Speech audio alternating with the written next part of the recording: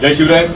भीमाशंकर सहकारी साखर कारखान्याच्या वार्षिक सर्वसाधारण सभेमध्ये आज जी दुर्दैवी घटना घडली ही अत्यंत निषेधार्ह आहे। म्हणजे कारखाना सभासदांचा आणि असं असताना एकाही शेतकरी सभासदाला आपलं म्हणणं मांडू दिलं गेलं। आणि त्याचबरोबर भीमाशंकर सहकारी साखर कारखान्याचे माजी चेअरमन आणि विद्यमान संचालक माननीय देवदत्तजी निकम यांना ज्या पद्धतीची अपमानास्पद वागणूक आजच्या सर्वसाधारण सभेमध्ये देण्यात आली त्याचाही निषेध करावा तेवढा थोडा आहे। कारण देवदत्त निकम यांचं या कारखान्याच्या बाबतीत फार मोठं योगदान आहे। कारखाना उभा राहत असल्यापासून ते चेअरमन म्हणून त्या संपूर्ण कारखान्याच्या कामकाजाला किंवा त्यातली आर्थिक शिस्त सांभाळणं असेल यामध्ये देवदत्त निकम यांनी त्यांच्या कार्यकाळामध्ये एक आदर्श वस्तुपाठ घालून दिला असं स्वतः सभासद सांगतात। आणि असं असताना केवळ आणि केवळ राजकीय आकसापोटी देवदत्तजी निकम यांना धक्काबुक्की करण्यात आली।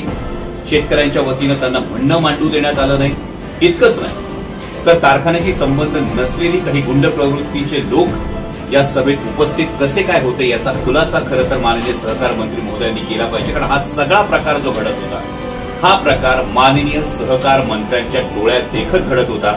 महाराष्ट्र राज्याचं सहकार खातं ज्यांच्या हातात आहे, सहकारातल्या तत्वांची पायमल्ली होऊ नये, सहकाराला त्याची वृद्धी व्हावी, सहकाराचं जतन व्हावं याची जबाबदारी ज्यांच्या खांद्यावर आहे त्यांच्याच डोळ्यात देखत आज सहकारातल्या तत्वांची पायमल्ली होत होती। खरं तर सहकार असो किंवा राजकारण असहमतीचं तत्व हे फार महत्वाचं आहे आणि लोकशाहीचा डोलाराच फार मोठ्या प्रमाणावर असहमतीच्या तत्वावर अवलंबून। असहमतीचं तत्व म्हणजे विरोधकांची बाजू ऐकून, पण ही विरोधकांची बाजू ऐकून न घेता साखर कारखान्याच्या वार्षिक सर्वसाधारण सभेमध्ये कोणते कार्यकर्ते घड्याळाचे स्टिकर्स वाटत होते याचा खुलासा माननीय सहकार मंत्र्यांनी केला पाहिजे। या कारखान्याच्या वार्षिक सर्वसाधारण सभेसाठी ज्यांचा कारखान्याशी संबंध नाही अशी गुंड प्रवृत्तीचे कोण लोक कोणाच्या इशाऱ्यावरून तिथे आले होते याचं उत्तर देणं गरजेचं आहे। त्याचबरोबर हा सगळा गदारोळ माननीय मंत्री महोदयांच्या डोळ्यात देखत होत होता। मग माननीय सहकार मंत्री महोदयांची याला मूक संमती होती का?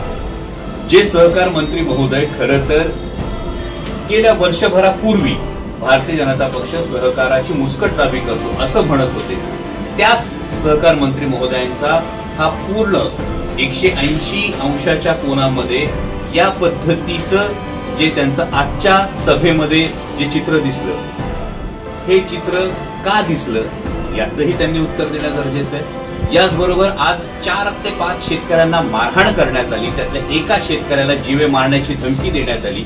ही धमकी देणारे कार्यकर्ते नेमके कोण होते आणि या कार्यकर्त्यांवर काय कारवाई केली जाणार आहे याचाही खुलासा खरं तर माननीय सहकार मंत्री महोदयांनी करणं गरजेचं आहे। आणि त्याचबरोबरीनं माझी महाराष्ट्र राज्याच्या माननीय मुख्यमंत्री महोदयांना ही विनंती आहे, कारण त्यांच्या कॅबिनेटमधल्या एका जबाबदार मंत्री महोदयांच्या उपस्थितीमध्ये सहकार मंत्र्यांच्या उपस्थितीमध्ये सहकार क्षेत्रातल्याच भीमाशंकर सहकारी साखर कारखान्याच्या वार्षिक सर्वसाधारण सभेमध्ये ही घटना घडली। त्यामुळे याची निष्पक्ष चौकशी होणं गरजेचं आहे। आणि माननीय गृहमंत्र्यांना ही विनंती आहे की ज्या कोणी सभासद शेतकऱ्यांना मारहाण केली, जीवे मारण्याची धमकी दिली त्या कार्यकर्त्यांवर लवकरात लवकर कठोर कारवाई करणं गरजेचं आहे। कारण जनता हे सगळं पाहते।